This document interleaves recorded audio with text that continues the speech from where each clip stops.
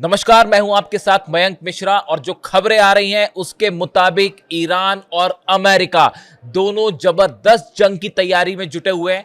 जहां एक और अमेरिका ने जितने अपने 19 जहाज खड़े हैं उन सभी जहाजों पर मिसाइल्स पहुंचानी शुरू कर दी है और दूसरी तरफ ईरान ने भी अपनी सुरंगों से मिसाइल्स निकाल दी हैं, नए लॉन्चर्स निकाल दिए हैं। लेकिन इसी बीच एक बड़ी खबर, एक ऐसी खबर जिसका जिक्र शायद आपने पहले सुना हो ना सुना हो, मैं बताना चाहूंगा आपको।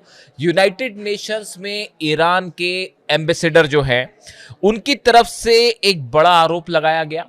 अमीर सईद इरावानी साहब जो हैं यूनाइटेड नेशंस में ईरान के एम्बेसडर हैं, उनका कहना है उन्होंने डोनाल्ड ट्रंप और अमेरिका के लिए, खास तौर पर डोनाल्ड ट्रंप के लिए डकैत शब्द का इस्तेमाल किया है। उनका कहना है कि डोनाल्ड ट्रंप और अमेरिका डकैती कर रहे हैं और आतंकवाद को बढ़ावा दे रहे हैं। अब ये बात ईरान ने क्यों कही? ये बात ईरान ने इस रेफरेंस में कही, ईरान का कहना है जिस तरह से अमेरिका ने हॉर्मूज को ब्लॉक कर रखा है, ईरान के जहाजों को रोका जा रहा है, ये आतंकवाद को बढ़ावा देने जैसा है। इसके साथ ही उनका यह भी कहना है, ईरान का यह कहना है कि जो ईरान के जहाजों पर अमेरिका ने और डोनाल्ड ट्रंप ने कब्जा किया है यह सरासर डकैती है। यह समुंदर में जो लुटेरे होते हैं, समंदर के जो डकैत होते हैं, वो जो हरकत करते हैं वैसी हरकत डोनाल्ड ट्रंप और अमेरिका कर रहे हैं। इसके साथ ही उन्होंने कई बातें कही हैं जो बेहद अहम है। देखिए, अमीर सईद इरावानी जो एम्बेसडर हैं ईरान के, वो अपनी हर बात को बड़ी साफगोई से रखते हैं और बड़े एग्रेसिवली रखने के लिए जाने जाते हैं। और यूनाइटेड नेशंस में उन्होंने ये बात कही है, एक चिट्ठी लिखकर ये बात कही। उनका कहना ऐसा है कि अमेरिका ने जिस तरह से ब्लॉक कर रखा है हॉर्मूज को, अब ईरान को पूरा अधिकार है इसका जवाब देने का। बात नंबर एक, इशारे समझिए क्या कह रहा है ईरान। दूसरी तरफ वो ये कह रहे हैं कि जिस तरह से जो कब्जे में लिया गया ईरान के जहाजों को, जो अमेरिका की नेवी ने कब्जे में लिया है, यह पूरी तरह से गैर कानूनी है और इंटरनेशनल लॉ की धज्जियां उड़ा रखी है अमेरिका ने। यह पूरी तरह से दादागिरी है और यह पूरी तरह से असंवैधानिक है। ईरान के अब तक 2 जहाज ऐसे हैं जिन पर हमला किया गया अमेरिका की तरफ से। इसको लेकर ईरान बेहद गुस्से में है। तो यह बात यूनाइटेड नेशंस में रखी गई कि यह डकैती की तरह है और एक डकैत की तरह अमेरिका व्यवहार कर रहा है, डोनाल्ड ट्रंप जो है वो व्यवहार कर रहे हैं। बात नंबर 1।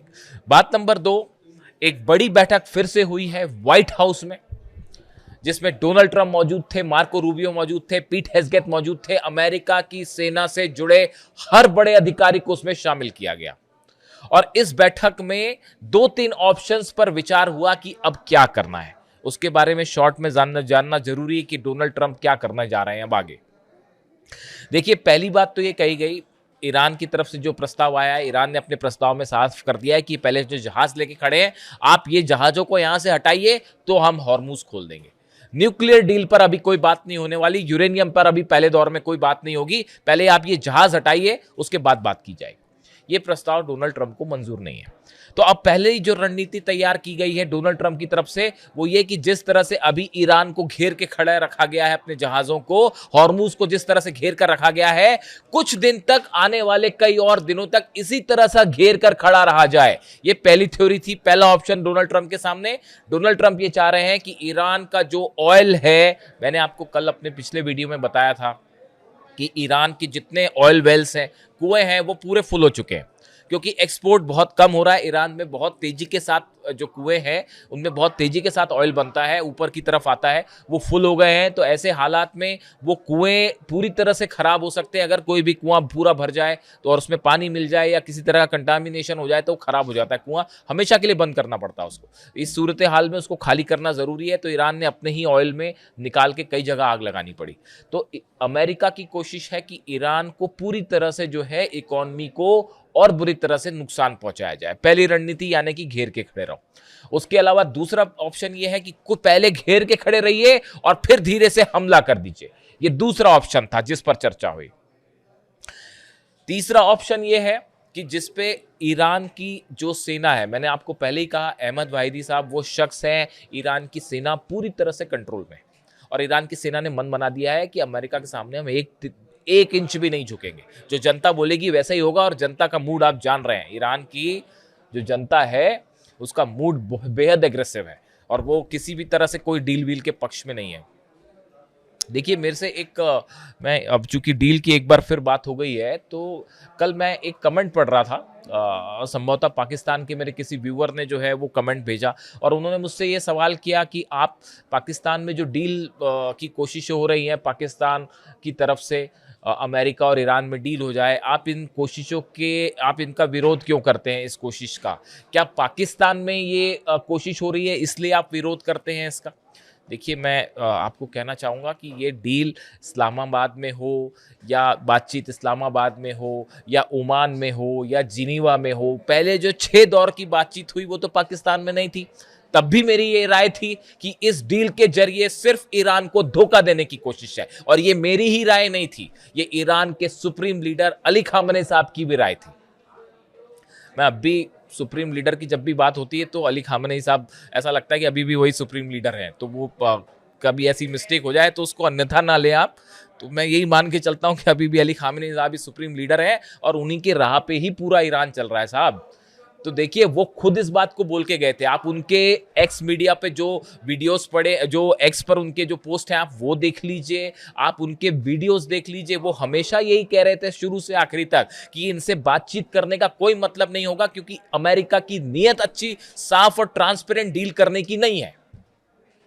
अरे आप कुछ समझिए इस बात को, जो ईरान के सुप्रीम लीडर को अगर निशाना बना सकते हैं, उन पर कैसे विश्वास किया जाए? ये बात मैं नहीं कह रहा, ये बात ईरान की जनता कह रही है। विश्वास करने का तो सवाल ही नहीं उठता दूर दूर तक। आपको डील का कौन सा फ्रेमवर्क ये समझ में आ रहा है जिसमें जो है एक फ्री एंड फेयर डील की आप उम्मीद कर रहे हैं? बताइए मुझसे, फ्री एंड फेयर डील कैसे हो सकती है? ईरान का कहना बड़ा साफ है, भाई न्यूक्लियर एनर्जी रखना हमारा अधिकार है, हम पीसफुल काम के लिए अपनी न्यूक्लियर एनर्जी चाहते हैं, अपना यूरेनियम चाहते हैं, हमारे साइंटिस्ट ने उसको डेवलप किया है और ये हमेशा से ईरान कहता रहा। ईरान ने तो वो समझौता भी नहीं तोड़ा था जो 2015 में हुआ था बराक ओबामा के समय और बाकी देशों के साथ ईरान ने समझौता किया था। उसे किसने तोड़ा था? डोनाल्ड ट्रंप ने तोड़ा था उसको। डोनाल्ड ट्रंप जब पहली बार सत्ता में आए थे तब उन्होंने तोड़ा था उसको, ईरान ने तो नहीं तोड़ा था।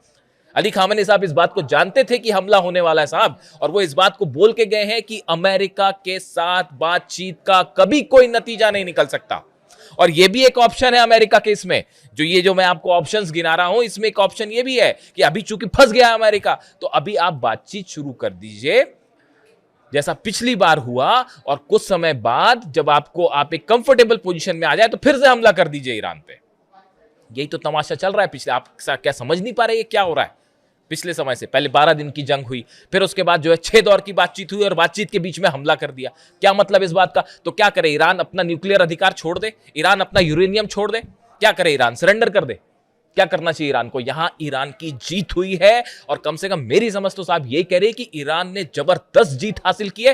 होना तो ये चाहिए कि ईरान को, मुझसे पूछा जाता है कई बार कि ईरान ने क्या करना चाहिए, ईरान को पहले एक प्रेस कॉन्फ्रेंस करनी चाहिए तेहरान में, और उस ईरान के राष्ट्रपति उसमें शामिल हो, अब्बास अराक्ची साहब शामिल हो, सेना के प्रतिनिधि शामिल हो, और एक बड़ा अनाउंसमेंट किया जाए कि इसमें ईरान की जीत हुई है।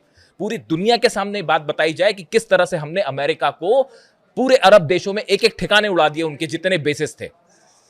मैं आपको बताऊंगा पेंटागन क्या कह रहा है। पेंटागन ने हाथ जोड़ दिए, कह रहा है कि साहब हम ईरान की मिसाइल्स का मुकाबला नहीं कर सकते। ये रिपोर्ट आई है पेंटागन की कि जो हाइपरसोनिक मिसाइल्स हैं खुर्रमशेर और फतह 2, इसका और सेजिल का मुकाबला अमेरिकन डिफेंस सिस्टम नहीं कर सकता। ये रिपोर्ट पेंटागन ने सौंपी है डोनाल्ड ट्रंप को। और बताइए, आप जाके पढ़ लीजिए न्यूयॉर्क टाइम्स क्या कह रहा है और वॉल स्ट्रीट जर्नल क्या कह रहा है और वहां के अखबार क्या छाप रहे हैं इसके बारे में। तेहरान में एक तो प्रेस कॉन्फ्रेंस होनी चाहिए, जीत का अनाउंसमेंट होना चाहिए, और ईरान को, पूरे सभी देशों को, यूनाइटेड नेशंस के जितने देश हैं 200 देश, उनको यह बताना चाहिए ये बात कि हमने हॉर्मुज बंद नहीं किया। ये दादागिरी किसकी हो रही है ये बताना चाहिए ईरान को सबके सामने कि हम यहां से जहाज निकलने को देने के लिए तैयार हैं, लेकिन ये घेर के कौन खड़ा हुआ है? ये दादागिरी कौन कर रहा है? ईरान तो नहीं कर रहा। ईरान तो हमला करने नहीं गया था किसी देश पे, तो फिर ईरान डील क्यों कर ले? बताइए, ईरान क्यों झुक जाए? ईरान में कहा न्यूक्लियर पावर, पुतिन को तो कोई दिक्कत नहीं है वहां पे न्यूक्लियर प्लांट लगाने में, मिल गया वहां पे। क्या ईरान में कौन सा न्यूक्लियर बम मिल गया? बताइए, मिल गया कोई न्यूक्लियर बम?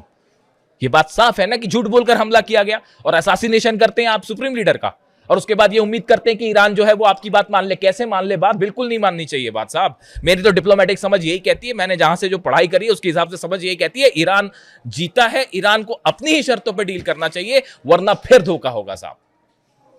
अहमद वाहिदी साहब निशाने पे हैं, वो लोकेशन नहीं मिल पा रही है। मुस्तफा खामेनी को खोजने की कोशिशें चल रही हैं कि कैसे उनकी लोकेशन ट्रेस हो जाए। हकीकत ये है, ईरान के जो आर्मी चीफ है, आईआरजीसी चीफ है अहमद वाहिदी, सीआईए की टॉप लिस्ट में है, पहले नंबर पे हिट लिस्ट में है, लेकिन खोज नहीं पा रहे हैं उनको। ईरान के सुप्रीम लीडर का असैसिनेशन इसलिए हुआ क्योंकि वो अली खामेनी साहब ने छुपने से मना कर दिया था। उन्होंने कहा कि आप मेरे तेहरान के, वो अपने तेहरान के लोगों से मोहब्बत करते थे, वो ऐसे नहीं थे कि हमला हो जाए पार्टी में तो भग ले वहां से। तस्वीरें देखी सबने, ईरान के शेर थे वो, अपनी जनता के बीच रहे, शेर की तरह रहे और शेर की तरह ही शहीद हुए। और उन्होंने ये बात कही कि तेहरान के जितने लोग हैं आप उनको बंकर में ले जा सकते हो क्या, छुपा सकते हो क्या? सेना ने कहा जी नहीं कर सकते। तो बोले ठीक है, मैं भी नहीं चूकूंगा।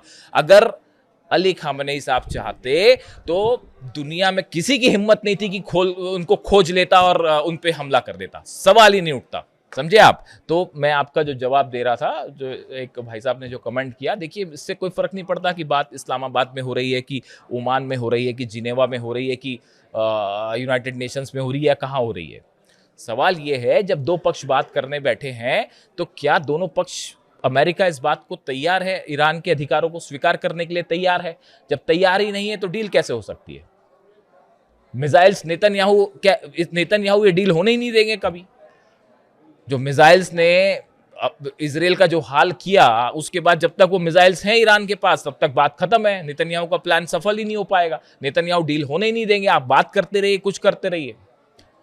और एक बार आपने यूरेनियम सौंप दिया, एक बार ईरान ने अपना यूरेनियम सौंप दिया, उसके बाद तो पता नहीं फिर क्या होगा। फिर आप समझिए, इतनी तो समझ सबकी होनी ही चाहिए। तो सवाल इसलिए ये नहीं है कि, जो मैं एक दर्शक है उनकी इस बात का जवाब देना चाहता हूं, सवाल ये नहीं कि डील कहाँ हो रही है या क्यों हो रही है। सवाल ये है कि नीयत क्या है डील करने वाले की। यही बात अली खामेनी साहब कह रहे थे। और देखिए फिर आगे बढ़ते हैं, ये भी एक है ना ऑप्शन है इसमें कि आप जो है पहले बातचीत करिए और फिर उसके बाद अपनी सुविधा के हिसाब से हमला कर दीजिए। ये चौथा ऑप्शन उस मीटिंग में डिस्कस किया गया। और एक पांचवा ऑप्शन भी डिस्कस किया गया है मीटिंग में, जो सोर्सेज बता रहे हैं, और वो ये कि साहब अमेरिका जो है अपनी जीत घोषित कर ले और अपना लाव लश्कर लेके फिलहाल निकल ले। क्योंकि हो क्या रहा है, अमेरिका में चुनाव होने हैं, अमेरिका में मिड टर्म्स जो है उसमें डोनाल्ड ट्रंप को यह साबित करना है कि भाई मेरी पॉपुलैरिटी बनी हुई है, जबकि वो घट गई है, वो 37% तक पहुंच गई है। तो अब ऐसे में ये लगातार दबाव बढ़ता जा रहा है, भाई पूरी वर्ल्ड की इकॉनमी प्रभावित हो रही है। बड़ी सिंपल सी बात है, सिर्फ तेल का सवाल नहीं है, बड़ी सारी चीजें हैं। पूरी आईटी इंडस्ट्री इससे हर्ट हो रही है। सेमीकंडक्टर बिजनेस जो है चाइना का, ताइवान का, वो हर्ट हो रहा है। पूरी दुनिया का इस पर असर हो रहा है। इलेक्ट्रॉनिक सामानों पर असर हो रहा है। तो इसका बड़ा असर है और दबाव है डोनाल्ड ट्रंप पे। तो एक ऑप्शन ये भी डिस्कस किया गया कि भाई हम अपनी जीत घोषित करेंगे, हम जंग जीत गए और डोनाल्ड ट्रंप अपने जहाज लेके फिलहाल निकल ले, आगे फिर देखा जाए क्या करना है। लेकिन इसमें यह भी फिर कैलकुलेशन किया गया कि भाई ईरान की क्या प्रतिक्रिया होगी, अगर हम बाहर निकल गए तो फिर ईरान क्या करेगा, कहीं इसमें हमारी बड़ी हार ना मान ली जाए और फिर और बुरा हाल ना हो जाए। तो ये कई सारे ऑप्शंस हैं जिस पे चर्चा हुई, लेकिन अब वो मैटर नहीं करता। अब जो मैटर करता है वो ईरान क्या करेगा, वो मैटर करता है। और जो ईरान के राजदूत कह रहे हैं, सुनिए जहां से बात शुरू की थी, कि अमेरिका की हरकतों का जवाब देने का अधिकार है ईरान के पास। ईरान की सेना ये कह रही है दूसरे शब्दों में कि अगर ये ब्लॉकेड बना रह गया तो इस बार हमला हम करेंगे। ईरान के जितनी मिसाइल्स हैं वो तैयार हैं, रेडी मोड में है। और देखिए इकॉनमी को बड़ा नुकसान होगा ईरान की, इसमें दो मत नहीं है। जो तेल नहीं जा पा रहा है, आप कब तक ईरान उसको कैसे रोक के रखेगा? भाई जहाज चीन को भी नुकसान होगा, लेकिन इसमें देखिए एक दूसरा पक्ष भी है इसका। ये खेल असल में अब तेल का खेल हो गया है। ये शुरू कहीं और से हुआ था, यूरेनियम से और पता नहीं कहाँ से, लेकिन ये मामला जो है वो ऑयल इंडस्ट्री को जबरदस्त खेल चल रहा है। अमेरिका जो है उसका ऑयल बिजनेस, आप देखिए बैलेंस शीट चेक करिए कि अमेरिका ने कितना तेल बेच दिया पिछले एक महीने में। तेजी के साथ अमेरिका का तेल मार्केट में बिकना शुरू हुआ है, खासकर वो वेनेजुएला से निकाला जा रहा है। कब्जा अमेरिका का उस पे, अब ईरान का तेल जा नहीं पा रहा है, तो अमेरिका का ऑयल बिजनेस भी जो है वो तेजी से ग्रो कर रहा है। एक उसका नतीजा ये भी है, अमेरिका जो है, चीन जो है उसको नुकसान हो रहा है, रूस का भी तेल तेजी से बिक रहा है। तो इसमें कई सारी चीजें हैं। ये एक ऑयल वॉर भी चल रहा है, बहुत ज्यादा दिन नहीं चलेगा, लेकिन ये सिचुएशन नहीं चलेगी। ईरान की तरफ से साफ कर दिया गया है कि साहब अगर ये जहाज नहीं हटाए तो इस बार हमला हम करेंगे। और ये निश्चित रूप से ज्यादा दिन सिचुएशन नहीं चलेगी। आप देखिए ये जो है हालात, अगले एक दो दिन के अंदर ये बात तय हो जाएगी कि मामला किस तरफ जा रहा है, ट्रंप का रुख क्या है। और अगर ट्रंप यहीं पे रोक के खड़े रह गए ज्यादा दिन तक, तो ईरान की सेना, जनता वैसी गुस्से में है। और ईरान की सेना भी आप देख ही रहे हैं किस मूड में, बेहद एग्रेसिव मूड में। तो देखिए अगले जो है वो 48 घंटे में ये बात तय हो जाएगी कि डोनाल्ड ट्रंप का क्या रुख है। देखिए डोनाल्ड ट्रंप क्या फैसला लेंगे वो ये बात डिसाइड करेगा कि मामला किस तरफ जा रहा है। और ईरान का अगला कदम क्या होगा, ईरान इस बार हिचकेगा नहीं हमला करने से, आप ये बात भी समझ लीजिए। अब जो है वो आईआरजीसी का जो मूड है वो ज्यादा दिन तक ये ब्लॉकेड नहीं रहने वाला है। ये तो या तो अमेरिका इसे पीछे खींचेगा या ईरान इसे तोड़ेगा, तो दो में से एक चीज होगी और वो तय है। ये ज्यादा दिन तक ये खेल चलेगा नहीं कि जहाज घेर के खड़े हैं। और दूसरी तरफ देखिए एक और बड़ी इंटरेस्टिंग खबर आई है। कमर्शियल जहाज था MV ब्लू स्टार 3, एक जहाज था जो कि अरब सागर से होता हुआ ओमान की खाड़ी की तरफ बढ़ा आगे। अमेरिका की हेलीकॉप्टर्स आए और उसको कब्जा कर लिया, उस पर उतर गए और बोला कि भाई ये जहाज तो जो हमको शक है कि ईरान जा रहा है तो हम इस पर चेकिंग करना चाहते हैं। बाद में पता चला कि वो जहाज तो ईरान जा ही नहीं रहा था, वो जहाज तो ओमान ही जा रहा था। फिर उसके बाद फिर हेलीकॉप्टर में लदे और वहां से चल गए। ये तो इंफॉर्मेशन है अमेरिका की। भाई मैरी टाइम में तो जो है मैं यहाँ पे भारत में बैठे बैठे जो है मैं मैरी टाइम इन्फॉर्मेशन चेक करता हूँ, मुझे पता चल जाता है कि कौन सा जहाज कहाँ जा रहा है। तो ये तो बड़ी हैरानी की बात थी। या तो कुछ शक हो रहा था अमेरिका को कि कुछ इसमें हथियार आ रहे हैं। आजकल सबसे बड़ा डर यही सता रहा है अमेरिका को कि भाई वो ईरान जो है, चीन जो है वो मिसाइलें तो नहीं भेज रहा। आजकल सबसे बड़ा डर यही है कहीं वो पोटेशियम पर क्लोराइड तो नहीं आ रहा और 1000-2000 मिसाइल बन जाए ईरान की। ईरान में बहुत तेजी से, उस पर अलग से बात करेंगे। तो अभी हालात ये है कि वो जहाज पर उतरे, बाद में उसको छोड़ा कि बोले अरे गलत जहाज पकड़ लिया था साहब। तो ये हालात है। और दूसरी तरफ जो है पेंटागन की रिपोर्ट आई है कि हाइपरसोनिक मिसाइल्स तो रोकना बड़ा मुश्किल है। पेट्रियट और थार्ड खत्म है और जो नए एडवांस मिसाइल्स हैं उनको रोकना मुश्किल है। और ईरान कह रहा है अब की बार हम नई मिसाइल से हमला करेंगे। नई मिसाइल्स तैयार हैं और वही रिवर्स इंजीनियरिंग भी शुरू हो रही है। उस पर भी अलग से बात करेंगे एक बार कि वो बंकर बस्टर बम गिरे, जो मिसाइल्स गिरी जो फटी नहीं अमेरिका की, उस पर बढ़िया से रिसर्च हो रही है ईरान में। और वैसी तकनीक की मिसाइल्स तैयार हुई, टॉमहॉक अब ईरान में बनेगी, आप देखिए बिल्कुल उसी कैपेसिटी की। और पता नहीं किसको किसको जाएंगी, पता चला हिजबुल्ला के पास भी पहुंच गई और हूती के पास भी पहुंच गई, कुछ भी हो सकता है। तो देखिए हालात ये है कि जबरदस्त तनाव है। यूएई भी ओपेक से बाहर आ गया है। आपने खबर देखी, वो ओपेक से बाहर आना, यूएई और अरब वो दोनों के बीच में भी अब खेल शुरू हो गया। ये ऑयल वाला मामला जो देखिए हालात, चीजें बिगड़ गई हुई है। मिडिल ईस्ट का समीकरण बिगड़ गया है और ये बात तय हो चुका है कि अब यहाँ पर ईरान को आप दबा नहीं सकते। अब ईरान कम से कम मिडिल ईस्ट के आसपास की कंट्री में सबसे बड़ा देश बन के उभरेगा, इसमें कोई शक नहीं है। वीडियो कैसा लगा कमेंट करके बताइए। देखिए मैं अपने व्यूज रखता हूँ, अगर आपको असहमति होती है तो आप कमेंट करके बताइए कि आप असहमत हैं, लेकिन मैं अपने हिसाब से अपने व्यूज रखता हूँ। वीडियो कैसा लगा कमेंट करके बताइए। Thank you so much.